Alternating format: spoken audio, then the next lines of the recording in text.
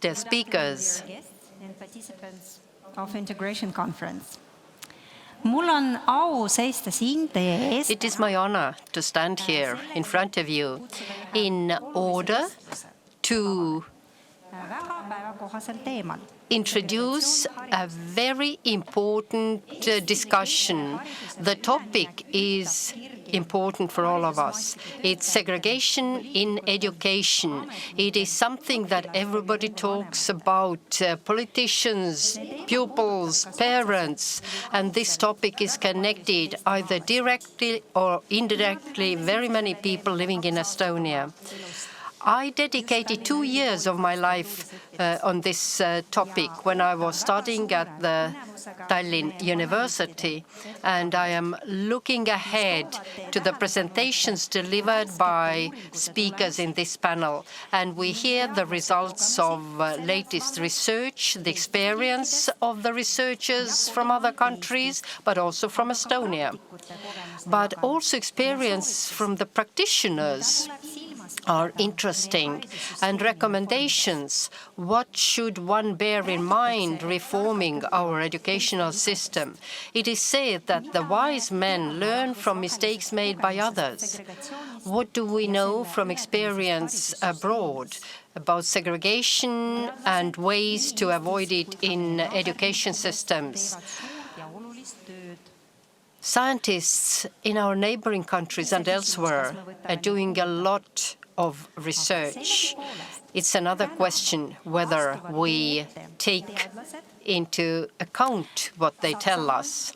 Nevertheless, we have scientists from Germany, Finland, and Estonia. The leader of the Bonn University and a junior research group, Hanno Kruse, is going to be the first speaker, and he's going to speak about ethnic segregation in secondary schools. Why is it so persistent, and what can we do about it? The second speaker is Venla Bernelius with doctor's degree, and she's working at the University of Helsinki, and she is specialized on the segregation in urban space and the development. And we are going to hear about the challenges that the Finnish educational system is facing in connection with segregation. And the question raised is whether it's enough if we make people from different ethnic backgrounds to study in one and the same classroom. And then we have Kirss, who is a doctoral student at the University of Tartu and is currently working as a science advisor at the Estonian Ministry of Education. And we are going to hear about the multicultural schools. But how are things going in real life in Estonia? What are the solutions that we have come to when we try to solve the educational issues of the children of the Ukrainian war refugees? And that's what we are going to hear from Natalja Mjalitsina. And she has been a teacher, she has led a language immersion program, and today she is working as a development manager at Tallinn Gymnasium. And since April, she has taken up a new challenge to help create a school for Ukrainian children near Tallinn Lilleküla Gymnasium. And though I love to speak myself, I think it's high time to give the floor to our first panelist, Dr. Hanno Kruse.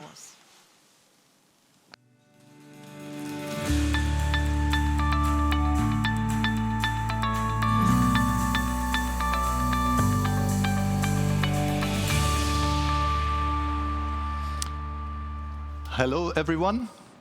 I am honored to be here, and I'm really grateful for the opportunity to present some of the work that I and all the other team members around me have done over the last couple of years with regard to the question of segregation, specifically ethnic segregation in secondary schools. When we speak of ethnic segregation in secondary schools, what actually do we mean by that? Well, this first of all means nothing else than students of different ethnic origin. However you may want to define it, this is probably something very context specific, sometimes tied to racial categories, for example, in the US, sometimes tied to countries of origin, countries of birth, more in the European part, or maybe also tied to languages and language use. So students of different ethnic origin are unequally distributed across schools.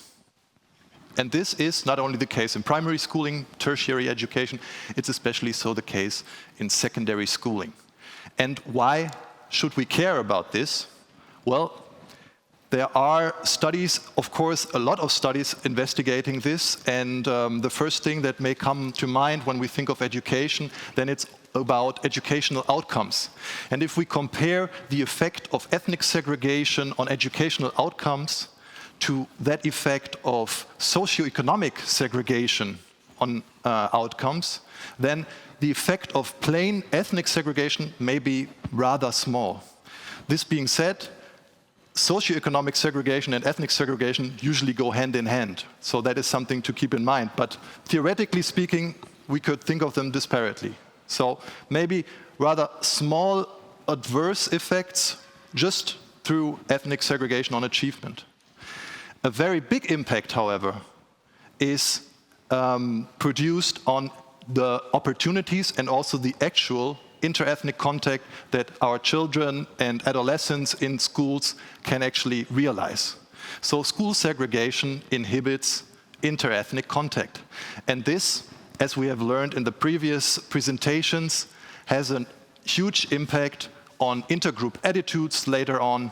It also has an impact on whom these children and adolescents know and whom they can turn to when they're in need of knowledge, in need of support. Yeah? So we can also think of it in terms of inequality, in terms of social capital that is produced through ethnic segregation. So along these lines, I think I'm very convinced that we should care about the extent of ethnic segregation in our schooling systems.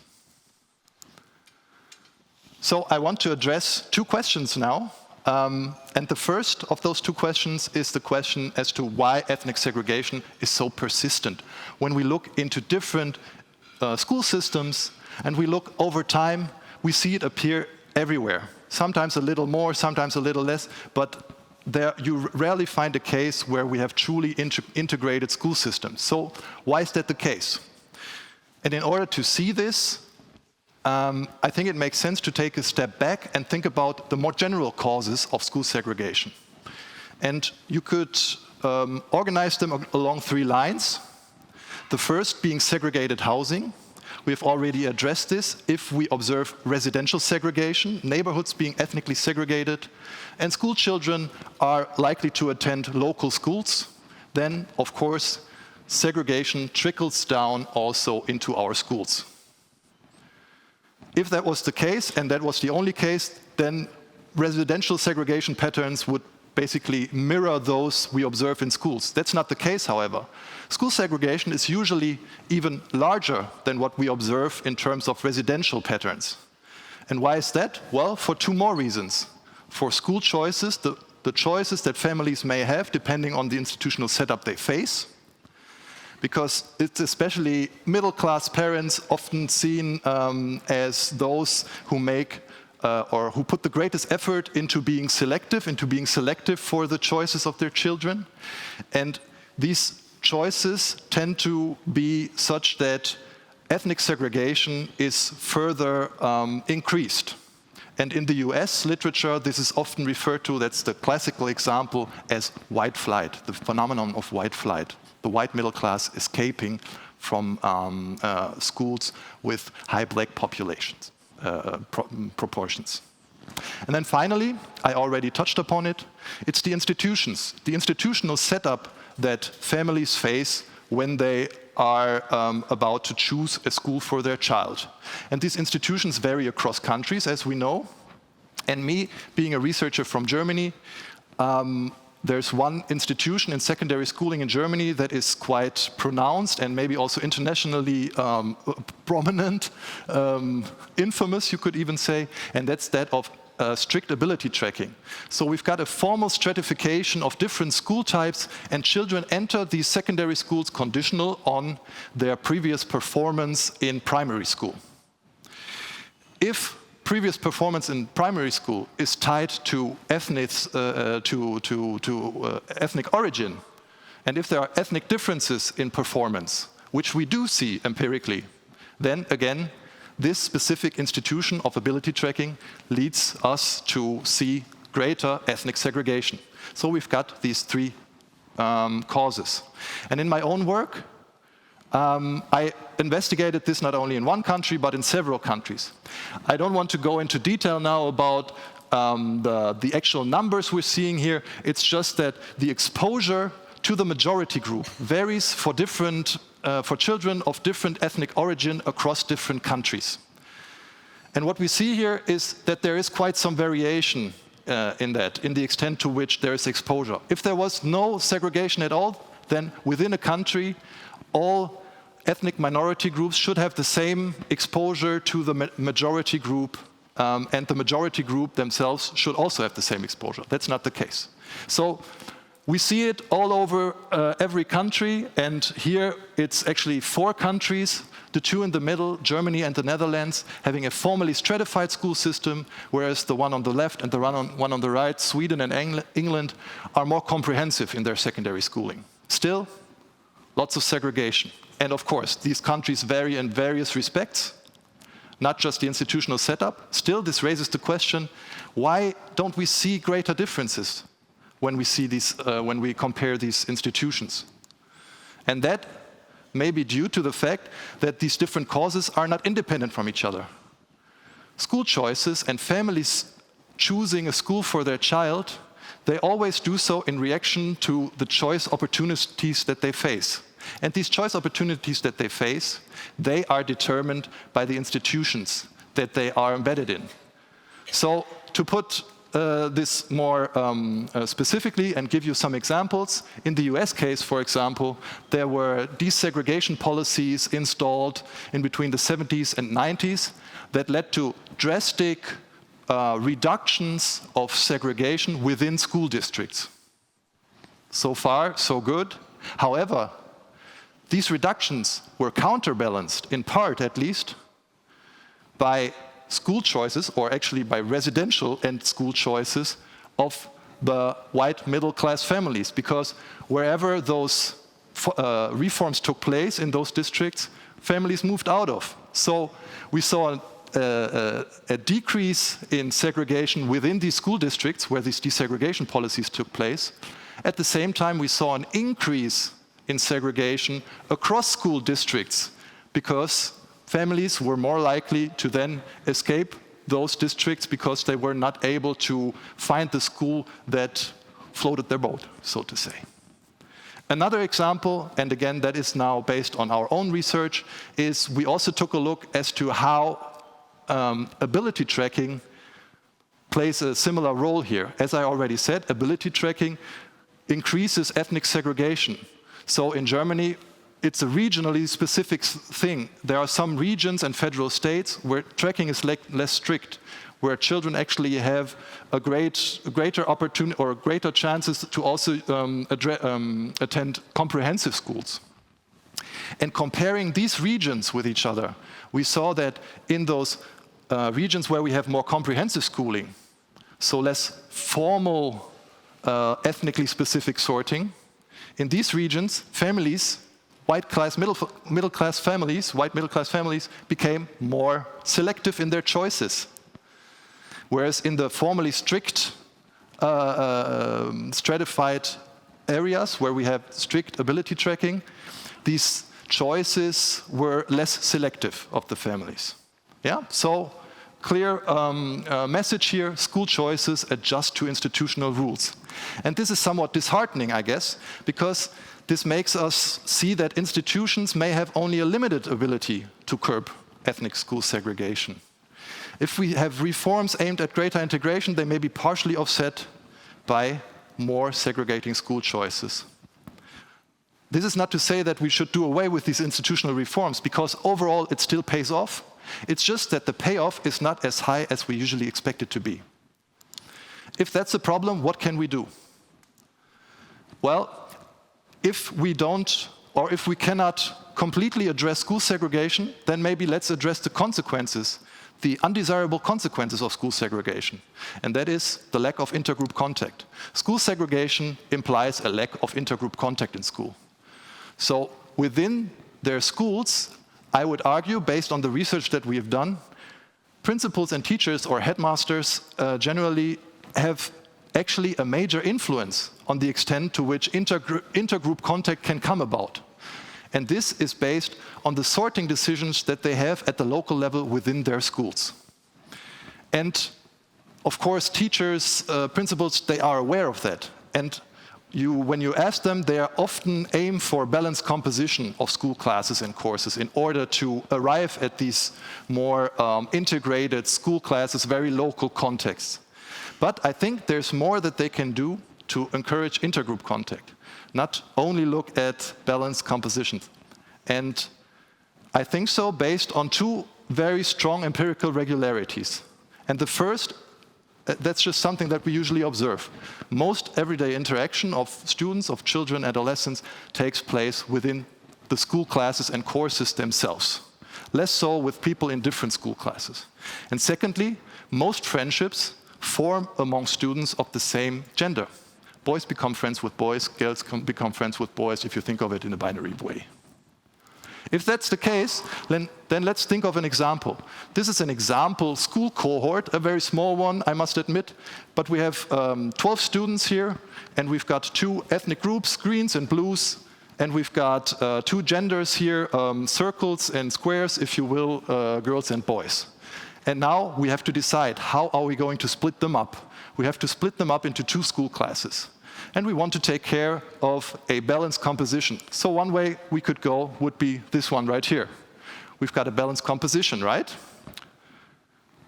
If we think of our empirical regularities, what friendship networks would we expect to see in these school classes?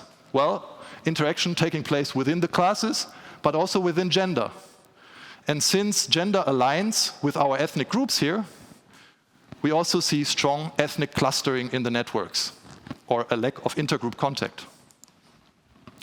How about we take a different approach here and split it up like this, yeah? Still the same balanced composition. The proportion of blues and greens is identical across the school classes, but now the gender and ethnicity, they don't align anymore. And the result, very simple, very straightforward, more integrated school networks. And in fact, empirically, we do observe this. This is now, again, across 4 countries, the Netherlands, Germany, England, and Sweden.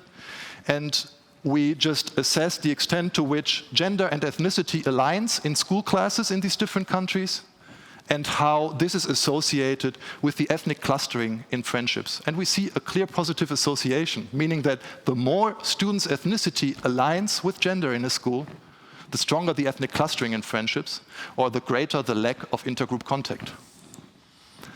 So from that perspective, school administrators may actually have some influence to offset the adverse effects of school segregation, and they may not be aware of it yet. They should, instead of only looking at balanced compositions, also consider the fact that ethnicity may align or cross-cut other demographic categories that matter a lot more for these children, for example, gender. So if they aim for minimal alignment between gender and ethnicity in their local sorting decisions, we may actually come a step further toward more integrated school classes. Interestingly, and that maybe as a final note, not only do interethnic contacts increase in the schools that we observed, but we also saw the tendency that ethnic minority students attending these schools with less alignment between gender and ethnicity, that ethnic minority students were more likely to start feeling a sense of belonging to the nation. Yeah? So this may actually have more lasting impact than just contact. So I provided, I think, 2 main messages here. Institutional reforms aimed at desegregating secondary schools often have less of an impact than we may wish and than we may expect. And if that's the case, then it may be a good idea to accompany them with efforts more at the local level addressing those sorting decisions. And this is now maybe an outlook and on our own work. Our SPINS group, the research group that has currently started its work, or has started its work 2 months ago, will exactly examine that. We will use, by means of a large-scale field experiment in Germany, we will assess how useful these sorting rules can actually be applied and how productive this may actually be to produce or strengthen intergroup contact. If you're interested, I'm more than happy to address any questions you have now or later on. Thanks a lot for your attention.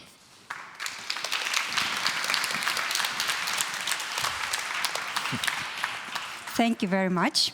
It was a really nice presentation.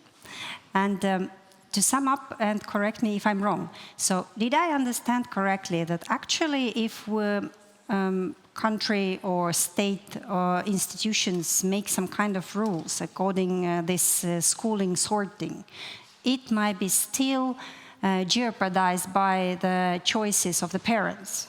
So because even if we choose to make a mixed schools and we are thinking this through and making some rules, parents will do otherwise. And my question is, why to bother? Why is it important? That we should still care and try to decrease segregation, yes. You mean? Yes. Yeah, thank you very much.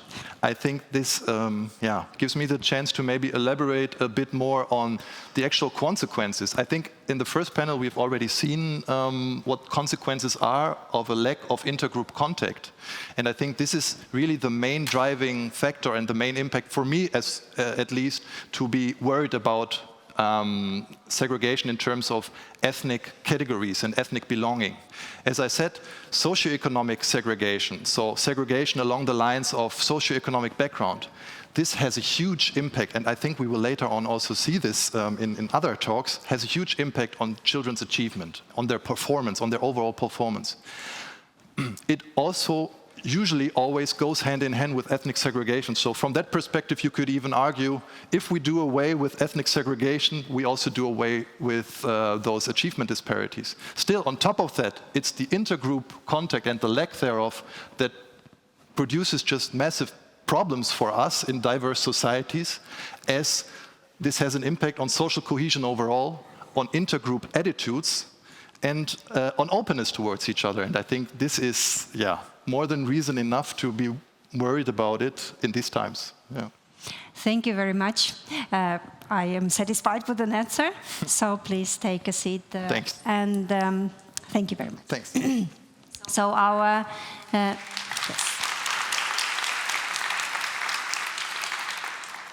And our next panelist is Venla Bernelius. So please, the floor is yours. She's from Helsinki University.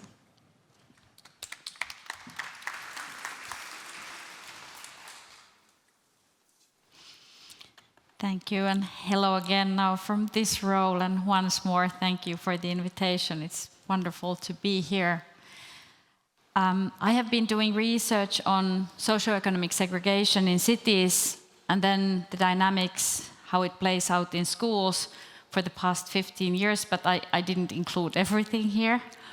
I'm going to be talking today about how we do see the patterns of kind of emerging and developing segregation in the cities of Finland, because I think that case is quite relevant for the Estonian developments as well. And then how we can see how different kinds of political decisions have played out in schools. This talk, as I said, is based on more than one paper, but particularly on one newer paper that was just published about exactly the effects of mixing that Hanno already mentioned. So thank you also for that great introduction. And then it's also based on a wider ministry report that I did together with my PhD student for the Ministry of Finnish Education, so on the kind of inequalities and how we can try to diminish that in the Finnish education system. And maybe there are two kind of main points that I'm trying to communicate with this, the kind of take-home messages to keep an eye on. First of all, something that was already very nicely discussed in the first panel, that housing policies are very central to also educational policies and integration policies. So geography really matters. You can see it in the next maps also on segregation. And the other one is that despite relatively successful housing policies, these processes or dynamic or the pressure for segregation still persists even in the Finnish system. The social differences persist, and with even quite successful attempts then to lessen segregation, to mix, we might not always get the contact we want. Only the proximity doesn't always translate for that, which was very nicely communicated by Hanno on the issue of gender, and I will show you another example also on socio-economic lines. So maybe one of the points that we really need to be keep an eye on kind of integrated policies in order to create integration in the society, also to think about how different policies can be combined and how they interact and how to get across the silos.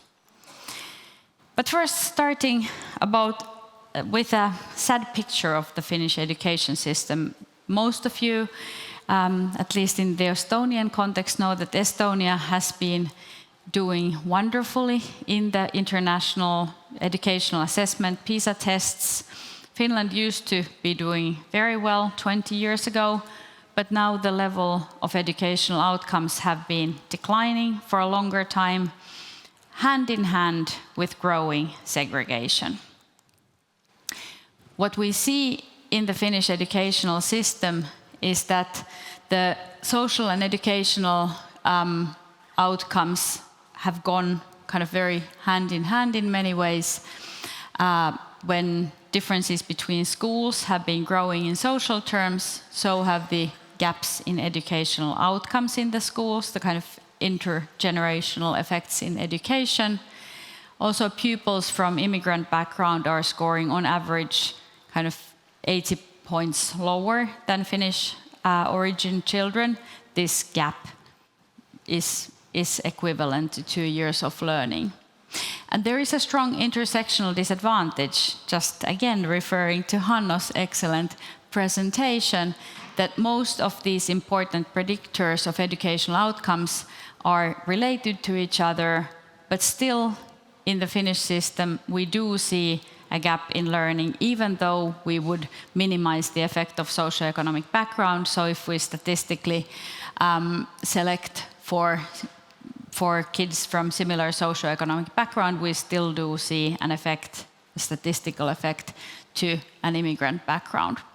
So there are lots of different types of disadvantages and inequalities within the system, but we can see that one major driver from the systemic large perspective in the education system has been the growing segregation in urban space. Despite, I'll say a couple of words about the housing policies later, but the growing kind of income inequalities within the knowledge economy is still pushing for growing differentiation.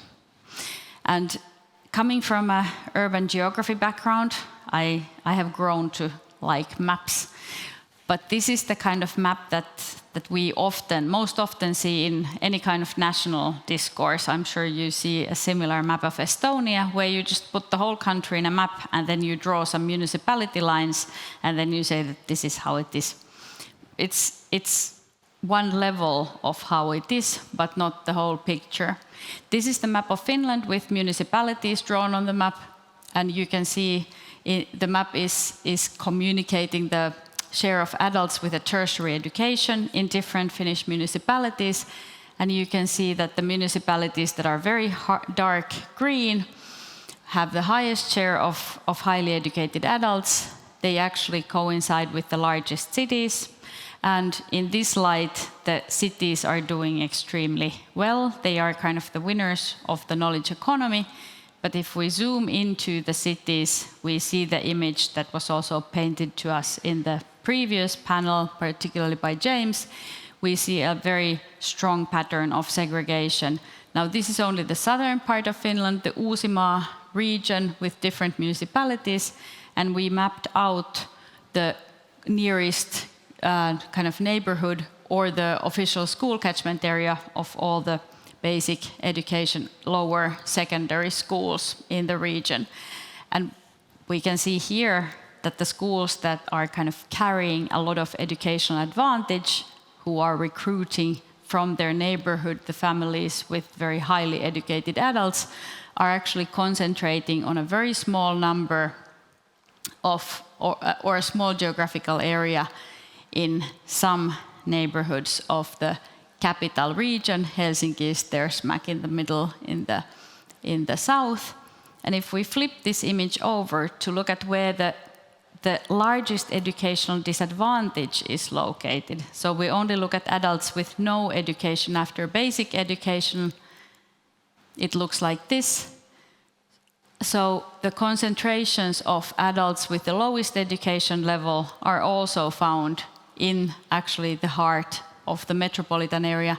There are also some municipalities there 100 or 150 kilometers away from Helsinki, but we can see that there's a lot of urban neighborhoods that are doing or being in a very disadvantaged position within the kind of urban core.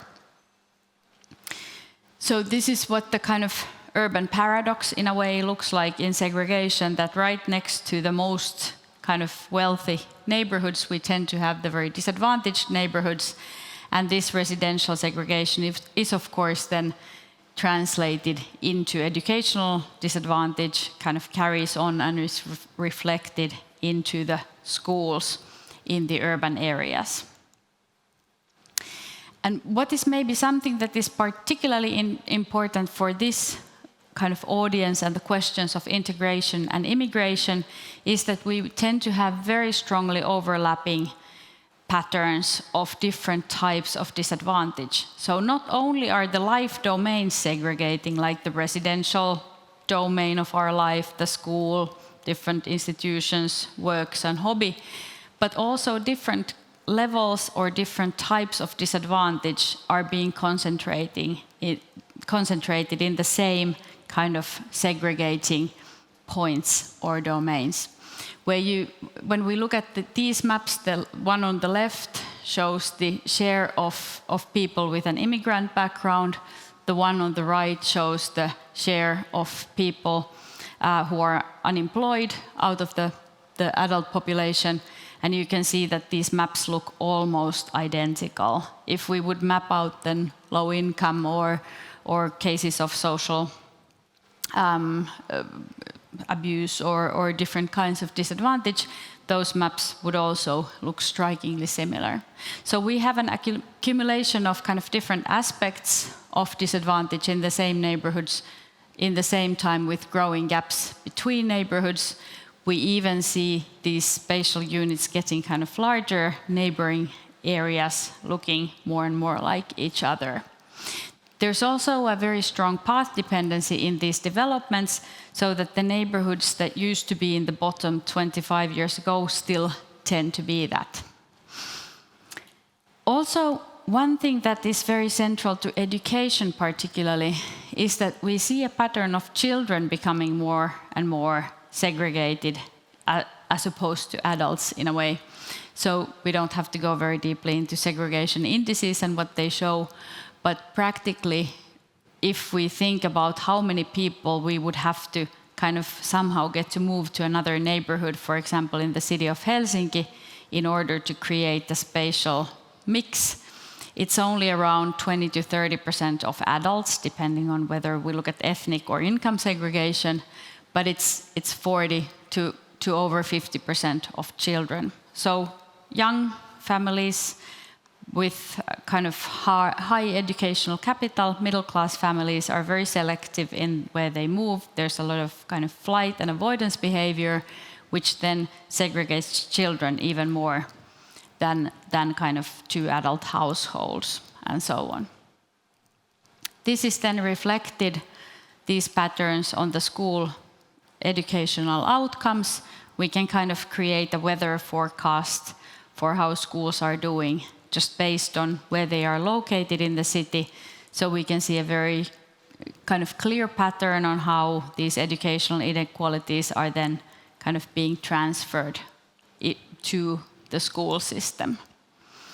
And this is the risk that we are running in the cities then as a result of this kind of segregation pattern. We do see this segregating geography of education, kind of a self-perpetuating cycle of segregation. How the city of Helsinki, for example, has then tackled this, as I said, there is a big role in housing policies. For example, at the moment still, even though we have these quite strong patterns of segregation, the city of Helsinki is less segregated than some other Finnish cities with kind of weaker housing policy solutions. So maybe there is a lot of hope that policies do matter a lot. But we also see a pattern of kind of non-contact in some of these mixed neighborhoods when the grain size of mixing is still quite noticeable, particularly in the older neighborhoods. I would very much love to repeat this experiment in another type of neighborhood with kind of more mix within houses. Nowadays, the tenure types in many new neighborhoods are mixed so that in the same house, even in the same hallway, you can have social housing and owner-occupied housing. But in some of the older neighborhoods, the mixing is done so that, for example, the Case neighborhood that we looked at was quite heavily divided within the neighborhood to a kind of a social rental block part, and then a villa area with owner-occupied housing.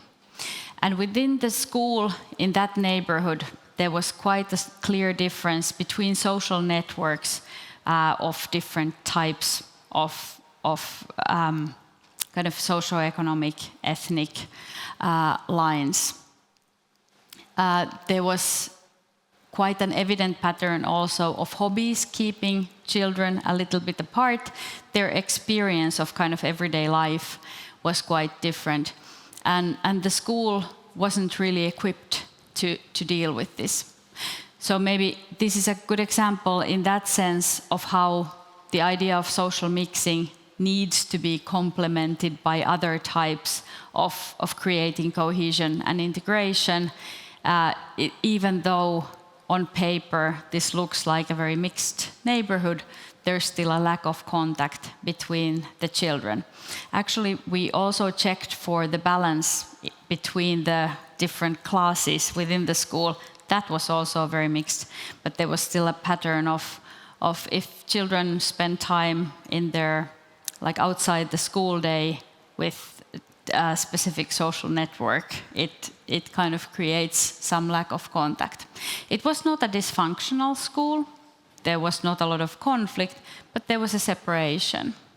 So maybe this kind of sensitivity to social and cultural factors and really enhancing school community is the takeaway message also from that. And despite the images I showed of this pressure for growing segregation, we can also observe a very strong pattern of kind of housing policies and different integration policies really tackling that also, that the situation would probably be like far more serious without these types of policies. Maybe I took out quite a lot of different kinds of policy considerations that we see in this particular study, as well as a couple of others. Maybe just as closing words, what has been the biggest lesson for me looking at segregation patterns, how urban spaces are becoming more equal throughout many of the sort of European countries, is that we thought for a very long time in the Finnish education policies that equal institutions are kind of shielded from these kinds of cycles of segregation. The Finnish educational system has been known to have a very high standard of teachers. There are no resource differences between schools that would explain kind of differences. There is no tracking like in the German system, but still you saw how the PISA results have gone downhill. The differences between schools have been growing.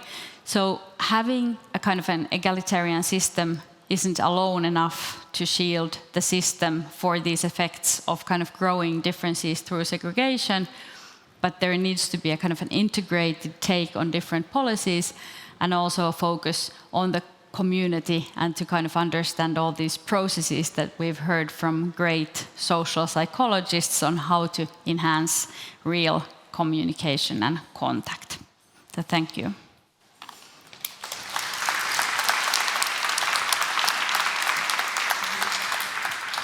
Thank you very much. It was a very convincing presentation, but Venla, don't go away yet. Please come back.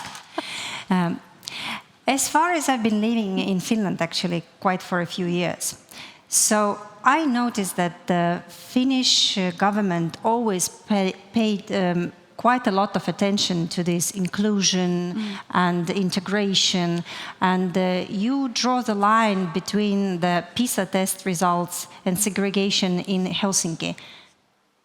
How so that Finnish government put so much effort into it and there is still segregation growing and such kind of unfortunate tendencies are noticed? I think this is a key question for almost all European countries at the moment, that almost every country has quite a strong kind of anti-segregation agenda in different kind of spheres of life, different domains, that there are inclusive policies in education, there are all kinds of efforts to diminish and decrease urban segregation, but we do see growing inequalities in urban space and in education almost everywhere. There are exceptions, but this is the tendency. And I guess from a kind of an economic and urban research points of view, it seems that there are huge pressures for segregation. We know that kind of social inequalities tend to translate into spatial inequalities. So I guess those pressures kind of override the positive efforts. But as I said, there are also examples within Finland of municipalities with relatively different policies, and they do also show different patterns. We see, for example, that the city of Turku, which has not had a very strong housing policy, it is actually more segregated than the city of Helsinki, which has been very eager to mix. So it kind of at least gives hope for me that even these local policies, they also really matter. But it is swimming kind of against the current in many ways. Maybe the situation would be worse, much worse, without these inclusive policies. But I hope we can figure out ways to really tackle the whole problem. Thank you very much. You had a really logical answer. So we still need to continue pushing and struggling with this. Do more. Thank you very much, Venla. Thank you very much.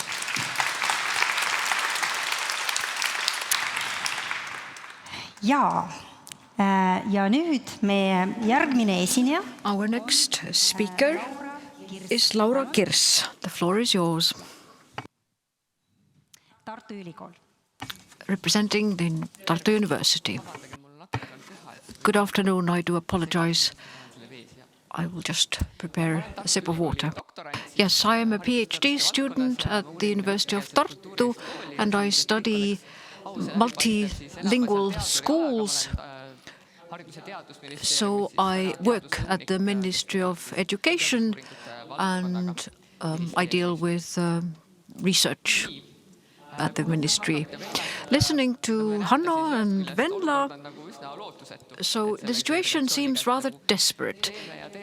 We are doing things constantly, but it seems that we're not getting anywhere. But Venla did say that we do have some hope, and if we do, then things will get better. Well, my presentation is more or less the same. What can we do in Estonia then to improve the situation? The organizers of the conference asked me to talk from the aspect of what do we know by now, and as we have quite a number of Ukrainian refugees and pupils from the Ukraine, is there something to learn from this new experience? I wanted to show you a photo of this girl. Let's say that she's 7 years old, about to start school, and depending on whether she's called Mari, then she would go to an Estonian speaking school, and if her name was Marina, then she would go to a Russian speaking school. So that point in her life determines how she will get on in her life. So obviously we cannot generalize, but if we look at our ethnic groups, then that is the situation, that either Mari or Maria, so she's at crossroads, whether she could do better or worse. So this is the data from the Statistics Board, from the integration monitoring study. So if we have an employee with higher education, then if he or she is an Estonian speaker, then their net income a year is 22,000. And if they are a non-Estonian speaker, then they get less. If we look at those who are managers or top-level specialists, amongst Estonians, 10% are then managers and 25.8% are top-level specialists.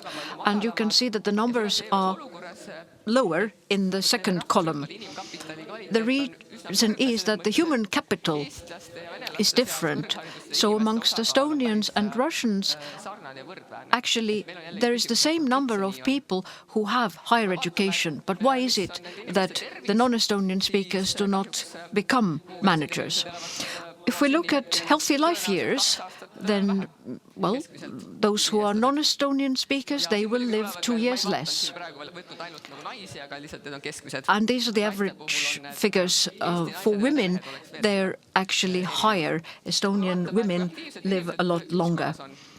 Looking at people's political activity, amongst Estonians, the percentage of those politically active is 29%, almost a third, and amongst Russian speakers, only a fifth, 20%. And as for the spatial segregation studies, where do people live? Most of our studies have been made in Tallinn. Estonian-speaking areas are becoming more Estonian-speaking, and Russian-speaking areas are becoming more Russian-speaking. So the segregation is quite strong, so people are not being mixed. So, based on this, all the previous presenters focused on the same aspect, that it all begins with schools. I like the way scientists, researchers have said that the school is the backbone of ethnic infrastructure. This is causing the divide. And it's not about the language that you are learning things in. If you don't study together, you don't have the habit to interact with other people. And if you don't start with that at school, you don't do it in your life afterwards, at the labor market, in your free time, etc. And once we start dealing with later, if we haven't started at schools, then it gets a lot more complicated. And even in our society, our studies have shown that our ways of accepting people are becoming more open. Estonia has become a country, even before the war in the Ukraine, migrants came in here. But when we look at mobile phone positioning data that human geographers have collected, we see that the societal separation between ethnic groups, it increases. And it keeps on increasing and growing, especially when we look at young people. Unfortunately, the situation with young people is even worse compared to those who are perhaps older. So this applies to free time and where you live. So if from school onwards you don't have strong relations, social relations, then the more complicated it is later. So in the light of this, we ask, what do we do with this information? So we have said that we need schools that bring these ethnic groups together. At Tartu University, we had a mobility program called RITA. So what is a comprehensive Estonian school? So this is a joint vision that all Estonian schools should follow. So the idea is that we don't separate students, pupils, based on the language. It's a school and it will admit whoever falls into the catchment area. So we apply the principles of modern approaches to learning, that everything starts from the student. We also include the students' cultural identity, that studies are in Estonian. They support the state identity realization in the society, so that the students don't forget who they are and where they come from.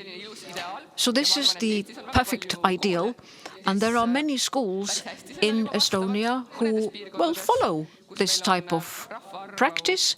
In some parts of our country where such comprehensive schools have already started to emerge because of the necessity, but Tallinn is a good example of where we have segregated communities, Estonian schools and Russian schools, and we just can't get over this divide. So what do we do so that we could have such a comprehensive school? Well, it's an issue of politics, so parents should become more demanding. That's where the hope lies, in the parents. Schools in Tallinn could also reprofile themselves and open themselves to pupils, students with other language backgrounds. Not, Russian language schools could also offer something to children from Estonian families.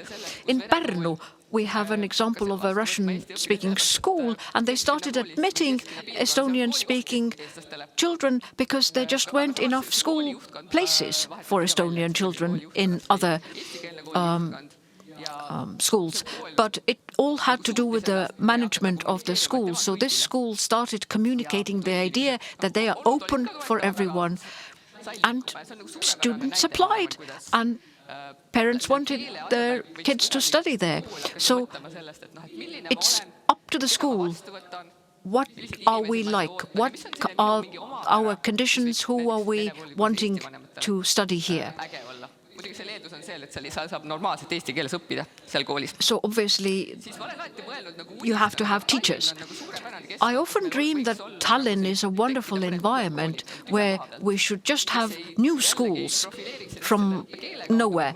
So they just don't profile themselves on the language that the tuition is provided in, but that they sort of profile themselves as a technology school or a green thinking school. And this would attract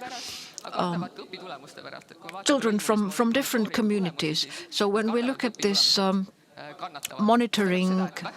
integration monitoring data, then the school has to be able to convey the message that you can learn the language and the subjects parallel. Research has proved that bilingual schools, strong bilingual schools, they start teaching both the language and the courses, the subject parallel. This can be done. And as for community schools, maybe we will have such community schools that can provide examples. So this is a bit of sort of dreaming, but maybe we still have hope. But what can we do in the current situation? We, in the existing schools that we have, well, they are either based on one language or one nationality. So what are the opportunities to create strong social networks with students from different language backgrounds? One of the students I supervised, she studied language practices, virtual language learning, which showed that you have a lot of potential when you connect pupils from different worlds. They learned the language and many became friends, and that's just a minor thing. But also hobby education, youth work, mobility programs, long-term projects where you bring together young people from different backgrounds and they act together.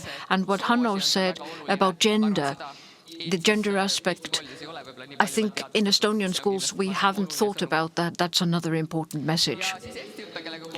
And Estonian language schools, they should have a more clear message that multilingualism and having different cultures is a cool thing, and that, you know, you're not labeled that you come from a different background, you have a different language and you pose a problem.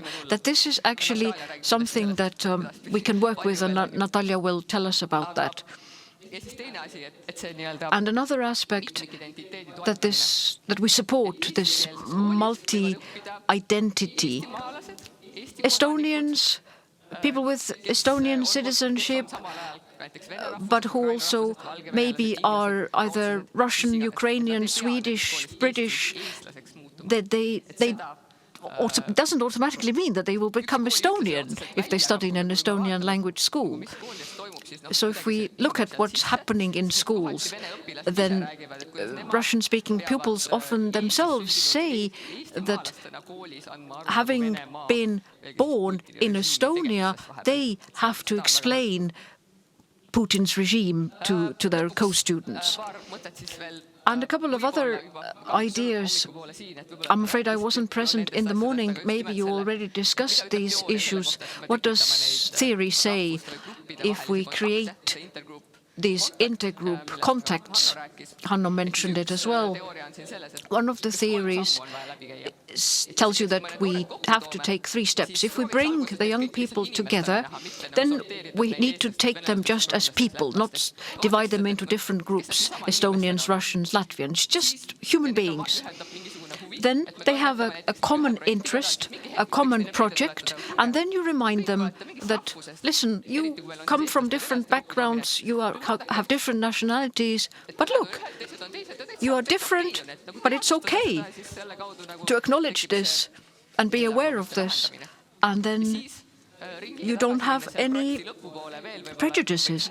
And then going around in this circle, we have been working on this common denominator.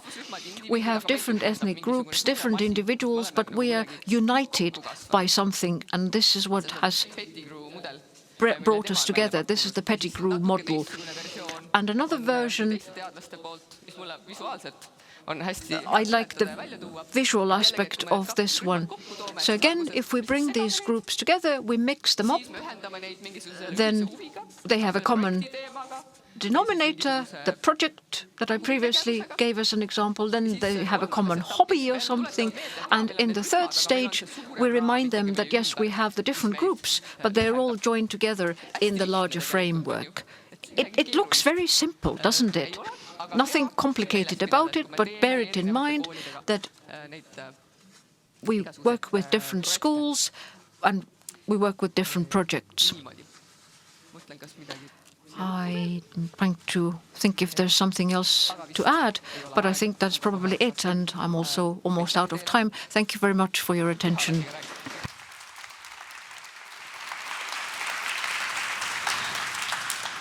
Suur tänu, Laura. Thank you, Laura. Mulle tundub, et ka Eestis on päris It seems to me that in Estonia we have quite an impressive sort of research that has been conducted in this field. And I keep thinking that, is it about communication? You mentioned that the parents are not demanding enough. And perhaps they actually don't know what is it that they can ask for. So all this research and the result of those surveys, why doesn't it reach this target group who would know what to demand? So what are those obstacles? Is it all about communication or is it something else? Communication Segregation probably is the obstacle because these groups, they live in different information bubbles. So the information that they get, it just doesn't support taking such decisions, and that is rather unfortunate. But as for researchers, we have a large field to work on with parents and raise their awareness so that they would know what to ask. The voice of these families whose students study in those schools, they have become people with different sort of backgrounds, and there is still a lot for us to research as well, and we haven't maybe involved parents enough. Applaus Laurale. Thank you. A round of applause to Laura, please.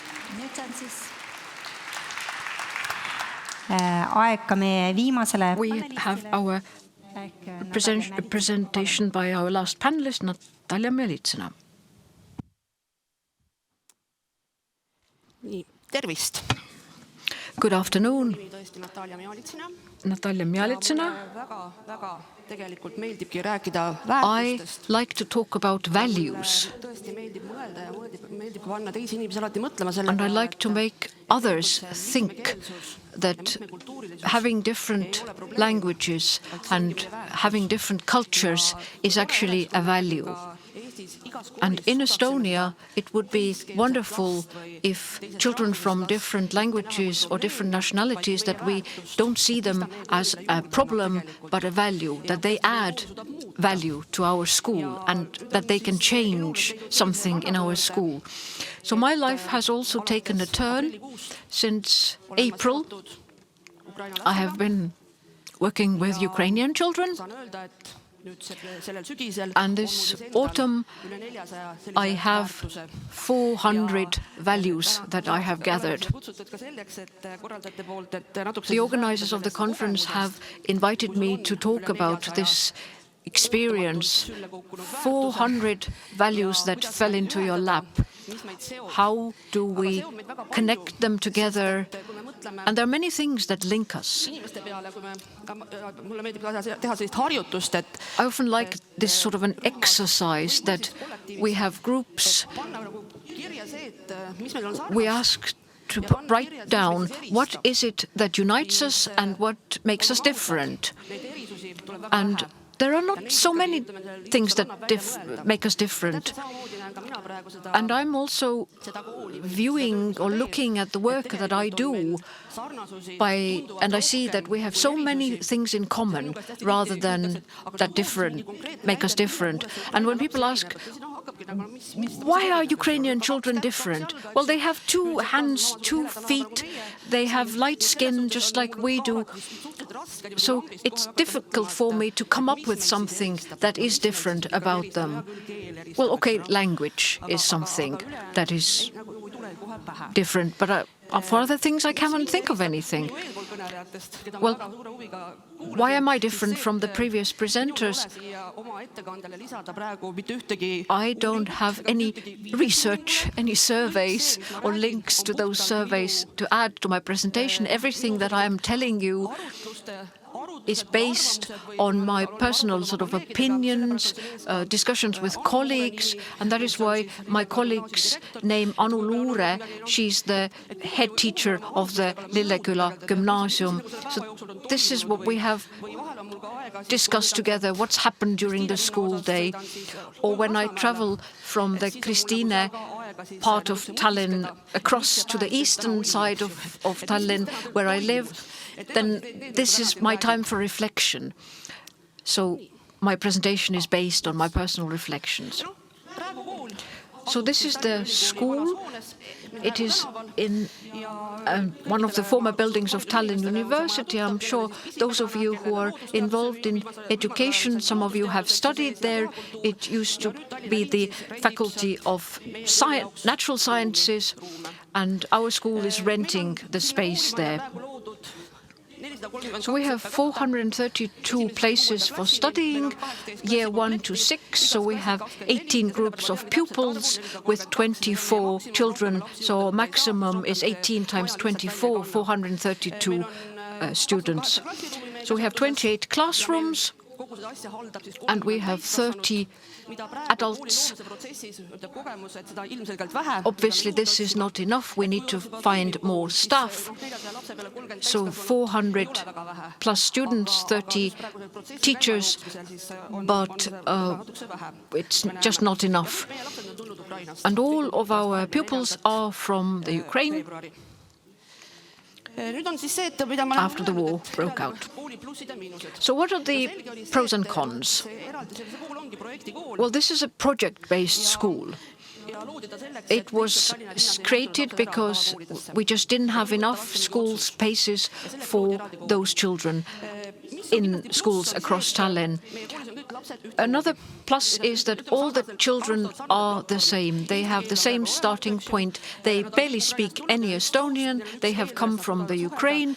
They have a common language, so they don't feel alone, at least when they start. It's also important for the teachers that the teachers can sort of educate a homogeneous group, meaning that they don't speak any Estonian. So they can prepare their lessons, concentrating it on one group. And the children can be together according to their age groups. That's another plus. So we don't have like 20 pupils age 7 to 15 together in one classroom, and you have to find activities for them to do.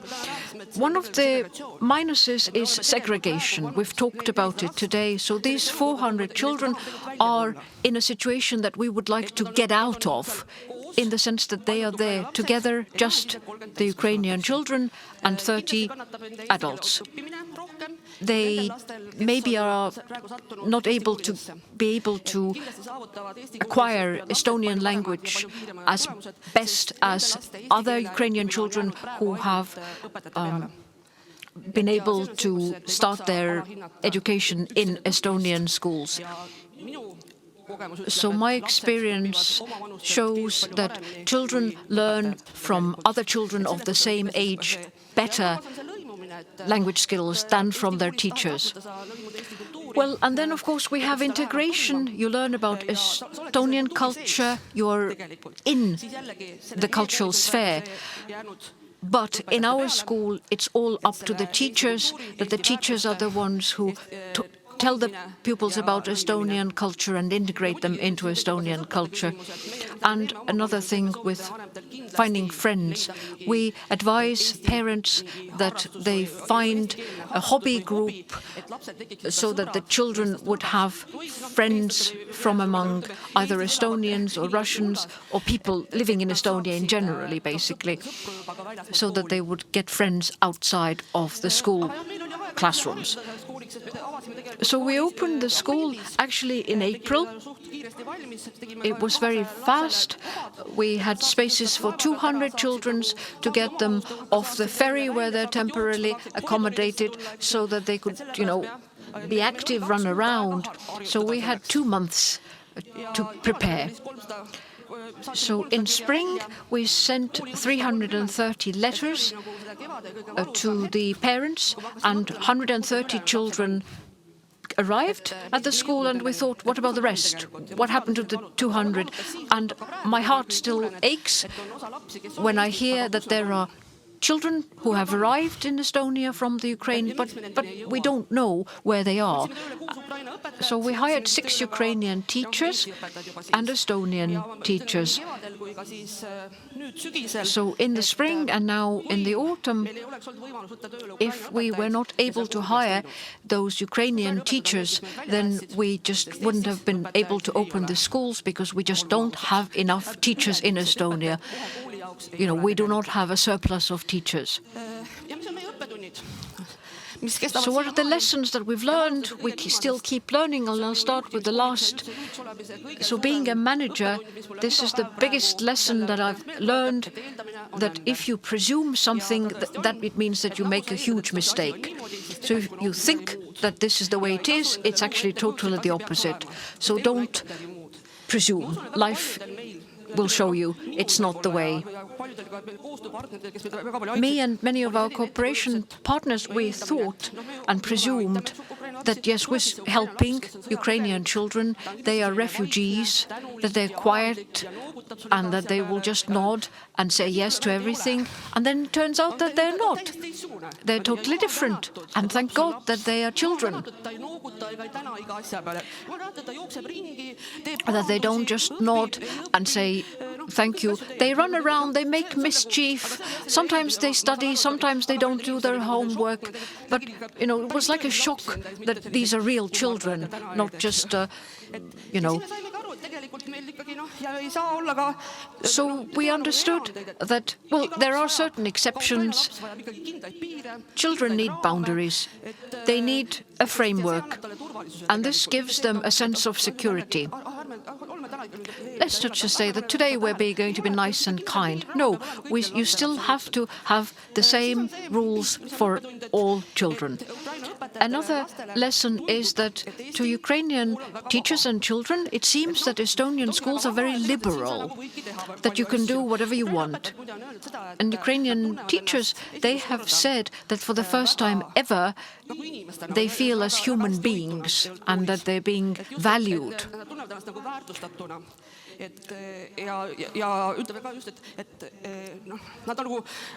So teachers from the Ukraine, what I'm trying to say is that my message to Estonian teachers is that you have to see what it is positive in Estonian schools, that Estonian schools value their teachers, and this was stressed by our Ukrainian colleagues. You have to be persistent. You have to have very sort of a lot of persistence, and one of my main lessons that I learned about myself is that there's no room for fear or being afraid. It's not going to help you if you go to work tomorrow and, you know, will you have desks and chairs? Well, if not, then you'll start finding them, you know. So there's nothing to be afraid of. You just have to, step by step, do it. So what are the principles? It's also been discussed. One person, one language. Ukrainian language teacher teaches in Ukrainian, and Estonian teacher teaches in Estonian. And the school is for the children. It's not for the parents, but for the children. And we are doing it the way Estonian schools are. It's a very, you know, normal school. Although we're project-based, we're still very normal. We are flexible and we have to react according to the situation. Then you make a mistake. So studies, what are they like? So in the spring, communication perhaps didn't work. This term, Ukrainian school, I often have to stress that people often have expectations. This is it's a school in Estonian based on the Estonian curriculum. So we have more Estonian language lessons so that the children can transfer to an Estonian speaking school so that they know and can cope in a local school. And we are trying to increase the number of subjects taught in Estonian, but that again depends on whether we can find the teachers. So at the moment in Estonian we teach the following subject: art, music, physical education, technology, history. So history and societal studies. So we teach them in Estonian by an Estonian teacher. So the study materials are also all Estonian, so the textbooks are in Estonian so that they can see the language, and the Ministry of Education stressed that children in Estonia study from Estonian textbooks and we don't have Ukrainian textbooks. Challenges are creating a school culture. So when children enter a school, they adopt this culture of that school. We have 400 children from all across the Ukraine. They have different backgrounds and we have to create our own school culture. And this is one of our major challenges. So my last point is curriculum. And I always say, sorry, curriculum, I'm not thinking about you. You are not my priority. So if we cannot sort of create a school culture, then we will never actually get to the curriculum. So first things first, school culture, teachers, pupils, parents, so that they know what Estonian schools are about. The habit of going to school, it is where you study. You don't just come to spend your day there. We have a rhythm, we have rules, we have agreements. Yes, it may seem liberal, but it is actually based on very agreed rules. And this is what we like to communicate the message. The curriculum, it's not going to run away. It's a document on paper. It can wait. So what are the joys? Children go to school. So 400 plus children, they study. We have our issues. We have problems. We have teachers. That's a joy. And the fact that the school is existing. And children are children, they're happy. This is our end of the school meeting in the spring. And, I was asked, how many of those children are traumatized. Well, I didn't count the heads of how many. They don't sit in a corner and cry. They run along the corridors. We have long corridors. What else do you do? And I wanted to get back to where I began, and this is my subjective opinion about that in our schools we don't stress the values. So what I have been discussing are my values, Estonian culture, Estonian freedom. So when Ukrainian children come to our schools, we need to discuss these values. What is it that we value? Maybe we need to reassess our values and change things and live according to these values. So if you are in a difficult situation, you can base yourself on those values, on simple things. One of the Estonian poetesses, Deborah Varandi, has said that. Do I have these values in me, and do I also get the children to understand these values? You always have to have an objective. And my objective is actually to have this school closed down. It's not that I'm working towards this goal, but once this school is shut down, then the war will have finished and the children can go back home. So this is an objective. But we have to do our best, and this is what I'm doing in my life, every day, in 2 schools across Tallinn, Pae school and Lilleküla school, so that one day this school can close down. So I'm a project manager, but I don't have a contract with a specific term. So that those children who decide to remain in Estonia, they can enter schools in Estonia. So that is my objective. Thank you very much for your attention.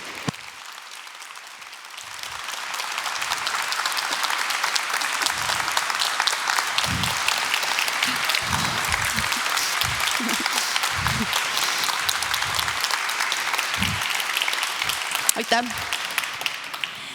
Suur tänu, tõesti, tänuväärne töö. Ja ma mäletan, kui mina tulin Integratsiooni Sihtasutusse tööle ja oli nõukogu ja mind kutsuti sinna nõukokku ja ma mõtlesin, issand jumal, mis ma seal räägin, ja siis minu käest küsitakse, et mis on sinu eesmärk nagu selles organisatsioonis, ja siis ma mõtlesin, et seda ei oleks vaja. Nii et väga arusaadav mõte. Aga elu meile valmistab ette igasuguseid üllatusi ja väljakutseid pakub.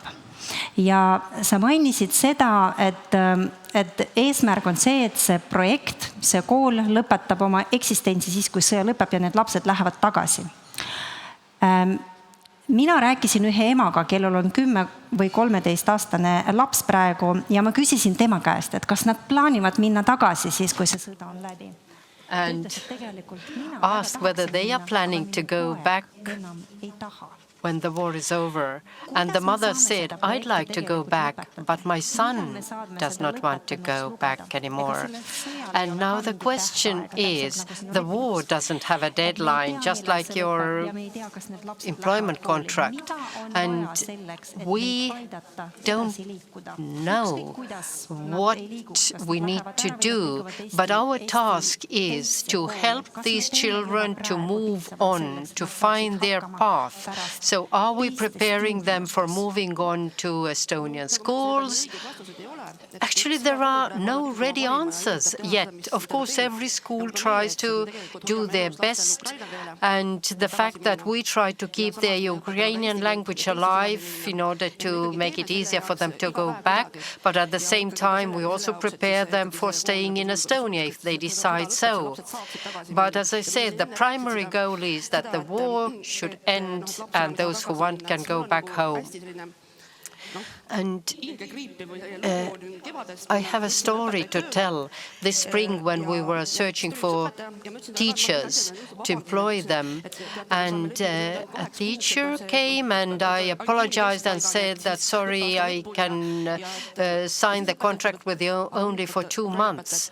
And that teacher, Ukrainian teacher, said, what happens if the war is over and I go back? I said, wow, this is what we'd like to see. This is good. So don't be worried that you breach the contract when you want to go back home earlier. And, well, in August we had to renew their contracts, and then the same teacher said that I wanted to go back, but as a matter of fact, there is nowhere to go back anymore. And more often I meet people and also children who don't have a place to go back to. And as I said, our task is to prepare them for both options, going back, knowing their language, or staying here, knowing the language. Well, with that, we have finished the presentations of this panel. And Venla and Laura also for the panel discussion. So please take seats here. Once again.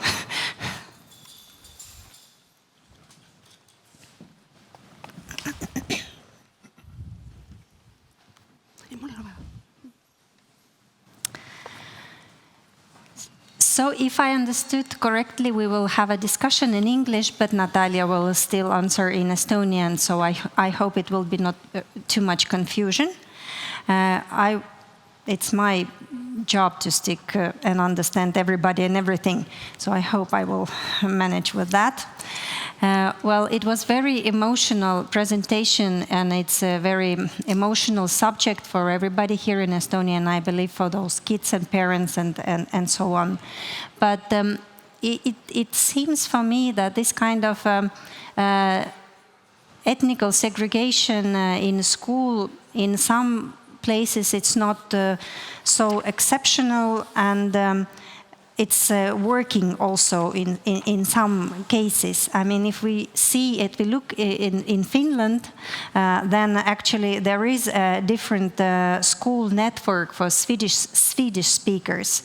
So Venla, the question is for you. Could you please show or describe it? How does it this reflect on segregation and integration of students with immigrant background, this different network, I mean the Swedish schools in Finland? Is it so that they are in worse conditions? Well, I think the background for the Swedish school network as opposed to the Russian school network in Estonia, they are extremely different, because the kind of historical pathways to the Swedish school network in Finland are very different. The Swedish-speaking part of the population used to be the old kind of civil servant upper class of the Finnish nation when Finland was part of Sweden, and that tradition and kind of economic and cultural privilege has sort of persisted, so that in many ways the Swedish speakers are absolutely not in any kind of worse societal position. So there is no, like you saw the huge difference between the Estonian and the Russian speakers in the Estonian society. None of that is existent between the Finnish and Swedish speaking groups. If anything, the Swedish speakers might live slightly longer and happier in Finland. So there is not kind of disadvantage connected, which makes the segregation between the systems very different in essence. But still, I think it's interesting that we do see, even within that kind of systemic segregation where the other group is not disadvantaged, we actually see that the Swedish-speaking children are performing slightly less, worse in school than expected, which I do think is partly connected, and according to research, is partly connected to this separation. But when it comes to immigration and integration, then in the schools networks, that is also kind of fairly different in the sense that the vast majority of immigrants coming to Finland want to be integrated in Finnish rather than in Swedish, because the Swedish speakers are quite a small minority in Finland, and people might think that it profits them more to learn Finnish, so they go to the Finnish side, and the end effect is that the Swedish school network is extremely Swedish speaking and kind of mono-ethnic in that sense, whereas the kind of immigration issues concern then the Finnish-speaking school network. But I also find that the kind of attempts to integrate the Russian and the Estonian school networks quite interesting also from the Finnish perspective. But about this Swedish schools, they prefer to stay separate. They want to be separate. Yes, it is also part of that historic path dependency, that there is a very strong will to preserve the Swedish-speaking minority in Finland, because they have been kind of shrinking in numbers. There has been a lot of integration into the kind of Finnish society. So it is rather a very strong will and kind of defense on that part. And I'm also teaching at the University of Helsinki, primarily in Swedish. So kind of as also an attempt to keep the Swedish-speaking kind of educational system alive, but that is sort of very strongly defended by the Swedish-speaking community, that language could also be a viable academic language within the Finnish system. So this is a very different case from the sort of Russian school network. Okay, thank you. Just a little remark. So if there are any questions in the audience, so please show your hand and speak up or write here so I can read your question. And for the panelists, if you might have questions to each other, you're also welcome to ask those questions. But if I understood correctly now, that the reason why this Swedish school have kind of vital rights to exist separately is because there is no disadvantage. Mm. But how is it? Maybe Laura, you would tell us about this need to integrate Russian schools and Russian kids with Estonians. Why is it important to take that path? Maybe it's a good example how the school can be still separated and be quite kind of successful. Mm-hmm. I think the fact is that the achievement levels are very much related to the socioeconomic status of this group. And in case of Finland, the Swedish ethnic group is rather homogeneous and at the highest socioeconomic level. So these people don't have any problems with integrating later in society and, advancing also in life, at higher positions or in, being economically well off. That's the problem. Especially when you look at the data, we see that, a child's destiny is basically, decided at the moment when the school choice is made. But when I was listening to Hanno and Venla, you were both trying to also kind of touch on the issues of the school choice and the white flight. And so you mentioned like working with school reputation, which is kind of touching what you also mentioned, that we should kind of try to address the reasons of white flight. Even though we put the schools together, the more well-off families trying to escape these schools. So I was just wondering, do you have any examples where these reputation issues have been tried to be addressed? Mm-hmm. Yeah, maybe I could provide. Well, I don't know if it's really about the reputation, but it actually goes back again to the extent to which schools are formally stratified, really putting a formal label on the schools. This is a high-quality school since it's an upper secondary school in Germany, a gymnasium, right? And where in our work, where we observed those different regions with different levels of formal stratification, we saw that especially in those areas where we had this classical, formally strongly stratified system, three-tiered system, parents were not worried so much about the characteristics of a school because they knew it's an upper secondary school. Okay. As long as that's the case, right, other things don't matter as much because the system takes care of our preferences, so to say, right? And in contrast, in other regions where this is less, or where this was less strongly the case, where this formal stratification did not take place as much, reputation, but also composition, demographic composition of any kind, socioeconomic, ethnic, whatever the signal, the marker may be that parents have in mind, whatever the information is they have. This may be a locally specific thing even. Yeah. Also a legend kind of thing sometimes. Exactly. A myth, yeah. This has a bigger impact then. Yeah. So it's sort of a trade-off there, and both things lead to similar undesirable outcomes.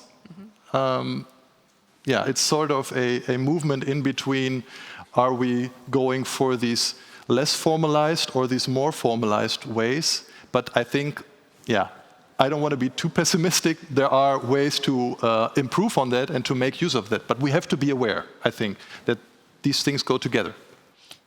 And adding maybe to that from the Finnish perspective, I think Finland is quite a juicy case for looking at reputations because the system is not stratified in itself. The schools are very homogeneous in their institutional qualities, but still the reputational differences are rather large. And we actually just carried out a big study on that as well, published 2 years ago. And it seems that it's very strongly tied in the Finnish case to segregation. And what parents do not also understand, they are very interested in educational outcomes, but they confuse between the academic quality of the school and just the socioeconomic structure of the school, so the student's background. And of course, then this gets mixed up when you look only at educational outcomes. They're more the product of student stratification and kind of selection between schools rather than the academic qualities. There have been some successful kind of examples also then of trying to turn this reputation around.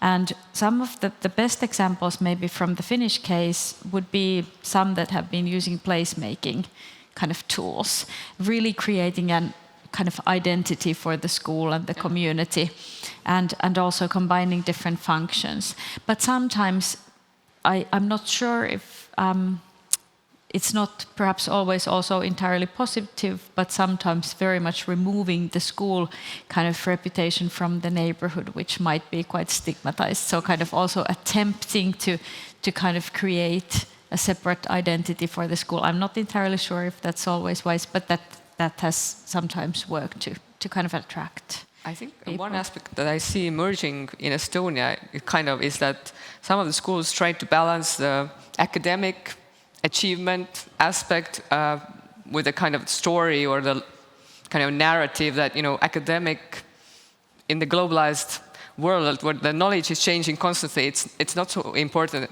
anymore what the academic content of of the learning is rather they're trying to focus and kind of profile themselves through the aspect that try to focus on the learning skills and the self-regulation skills. So they really try to equip the students with kind of competencies to be able to manage in the world. And I see this kind of trend kind of emerging in some of the schools. And I think this is a kind of a nice angle also for kind of this kind of image making and promoting to different kind of parents. And this would also work for, upper level families. I really like this kind of conversations when I don't have to say at all anything. So maybe the next subject I would like to pick up now will also be kind of, I would also hear from each of you, from your perspective, how do you see that? Let's talk about parents, because Hanno, in your presentation, you also said that even if we kind of try to make some effort, institutional effort, so we create mixed schools, then parents would vote with their legs. They just take their kids and put them into the other schools. So, as you know, that we have this situation in Estonia that we have really separated schools, Estonian language schools and Russian language school, even though they have a similar curriculum, actually all the school culture and so on quite different. And now we are standing and waiting that we're having our educational reform. So we are expecting that all the studies will be going on in future in Estonian. So, but all the parents are scared. Russian parents are scared that their children would lose their identities. Estonian parents are scared because there will be too much Russians. I mean that then they will still speak in Russian and there will be no any more Estonian school and it will not be any more Estonian kind of cultural environment and so on. That what shall we say to those parents who are afraid of this kind of desegregated mixed schools? What is the good points what we can find in this kind of approach that to mix people and to mix kids, and what are the advantages of those schools? I would really much like to answer each of you this question. Thank you. Hanno, let's start with you. Yeah. Oh, yeah. I guess that's a hard one.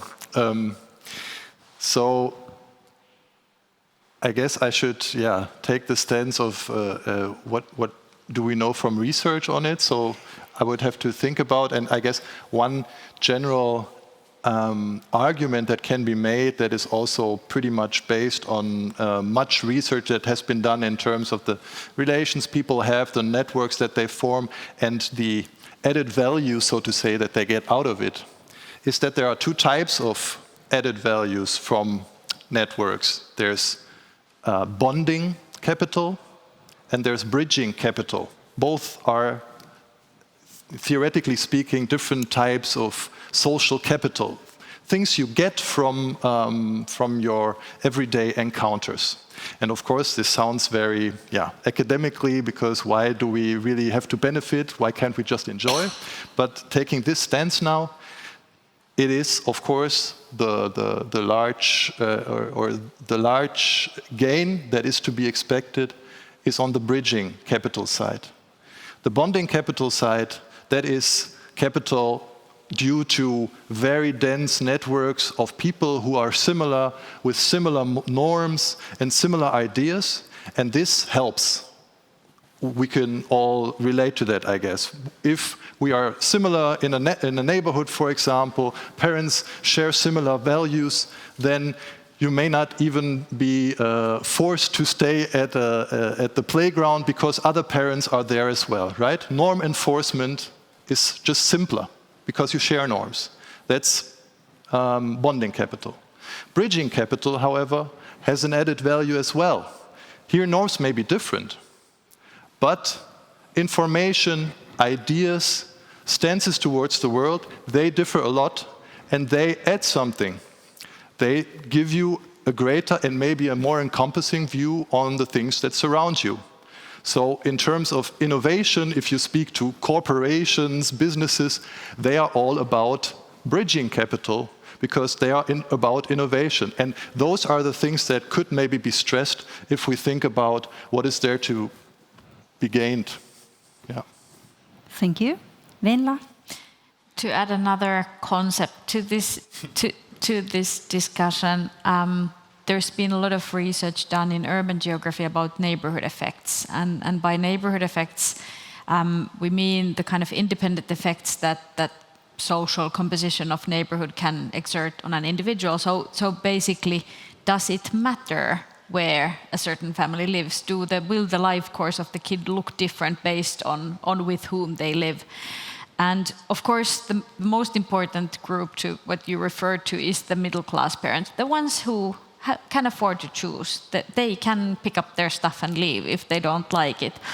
And the neighborhood effect research quite clearly demonstrates with very sort of large data sets that the middle class is not hurt by mixing, that their kids do not usually suffer. Their educational outcomes do not get lower by a sort of a mixed group, which is usually what the parents are worried about. So maybe one positive message is that what we can actually see also from the large OECD educational data sets is that it's actually the kids who have a vulnerable background, who have disadvantage in their own families, who are kind of lifted by these positive examples that they see around, and they're kind of lifted up by the networks, but the middle class doesn't fall.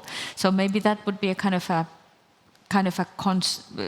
safe message for parents, that it's something that actually increases cohesion and safety in the society, and it gives everyone a chance without really posing a threat in a way.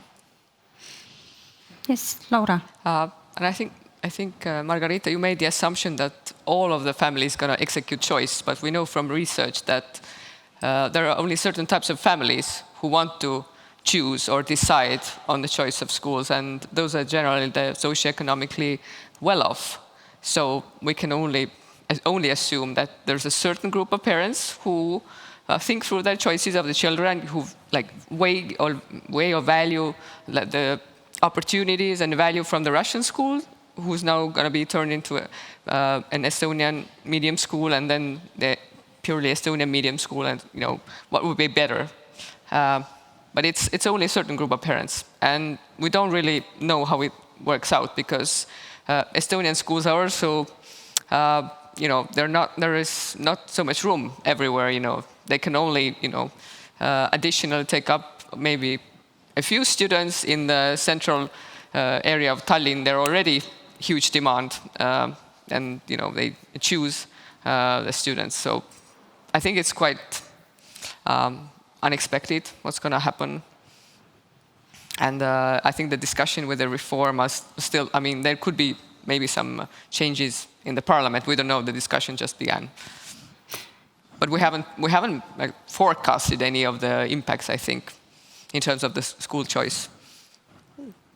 jah, et siin juba Laura rääkis ära Eesti ja Vene koolid ja kuidas on võimalused, et ma tegelikult Yes, Laura mentioned already what is the situation with Estonian schools here, but Margarita, when you say that we have one curriculum for both schools, but we have Russian schools separately and Estonian schools separately, and now with this half year's experience, I dare to say that there are more similarities between these schools than differences, looking at Estonian schools or Russian schools here, because I have been working in Gymnasium, which is a Russian-speaking school initially. Now it's actually more like a bilingual school.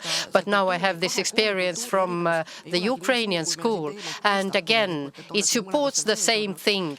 Inside the school, the differences are smaller than the similarities. And I also mentioned it in my presentation that there are pros and cons, but most certainly for children. Children benefit more from learning together in mixed schools. And again, based on this half year's experience that I have, as a matter of fact, in Estonia, we have not created enough possibilities for Russian children to go into Estonian schools. We have opposed, or let's let's say, not opposed, but we haven't made it favorable or easy for them to start studying in Estonian schools. So Russian children in Estonian schools, that's still a very rare phenomenon. And that's my experience. Well, thank you. I believe that it's it's the same thing what you, Hanno, said about this bonding and bridging capital, because it's much more easier actually to stick in this really comfortable area where you know how everybody kind of act and react and so on. But let's talk about maybe some other subject what was also mentioned by both of you regarding this housing policies.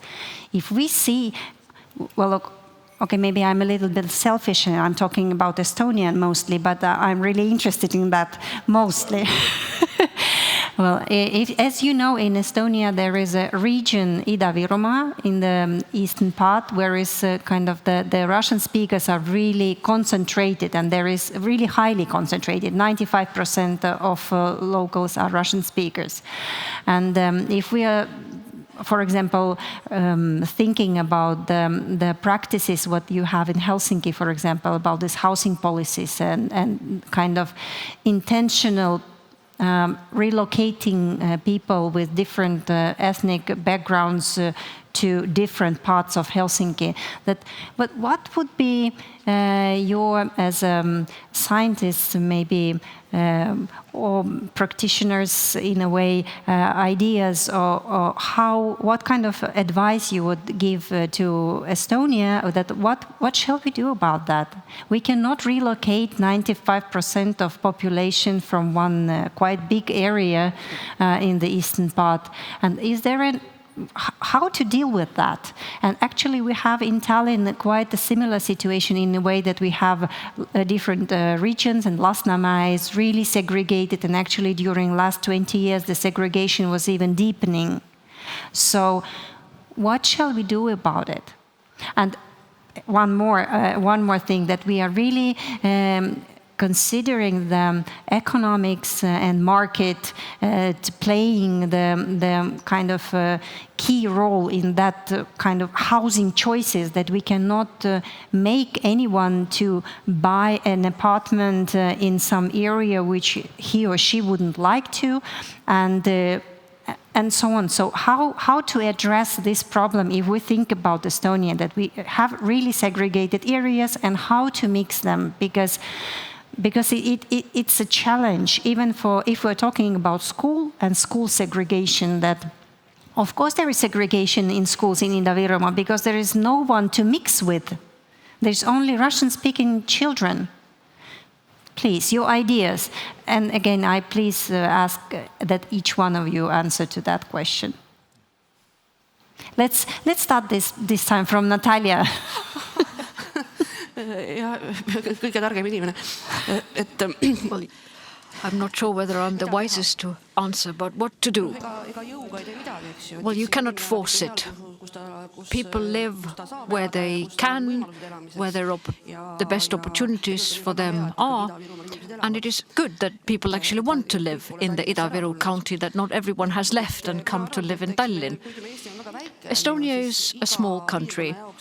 For each region we have different solutions, and let people in Ida-Virumaa live there, let them learn Estonian, let them study Estonian and study in the Estonian language. So I don't want to stress the problem that we are so different.